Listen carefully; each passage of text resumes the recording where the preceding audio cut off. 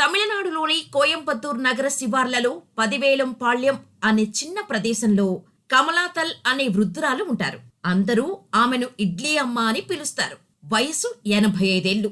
ఆమె ప్రతి ఉదయం 5 గంటలకే నిద్రలేచి దేవుడికి దండం పెట్టి తన కొడుకును తీసుకొని మార్కెట్కు వెళ్లి ఇడ్లీతో పాటు ఇచ్చే సాంబారు, చట్నీకి కావలసిన సరుకులు తెచ్చుకొని ఇంట్లో ఇడ్లీలు తయారు చేసి 6 గంటల నుండి 6:30 గంటల వరకు తన గుడిసె అదే హోటల్ కూడా. తలుపు తీస్తారు కమలతల్ గారు. ఒక ఇడ్లీ ఖరీదు కేవలం ₹1 మాత్రమే. దానికి ఆమె సాంబారు, చట్నీ కూడా ఇస్తారు. అనంతపురం లాంటి చిన్న నగరాల్లో కూడా ఇప్పుడు ఒక ఇడ్లీ ₹10. కస్టమర్లకు విసుగు రాకూడదని ప్రతిరోజు చట్నీని మారుస్తుంటారు. ఒకరోజు కొబ్బరి పచ్చడి, మరుసటి రోజు అల్లం పచ్చడి, పప్పుల చట్నీ.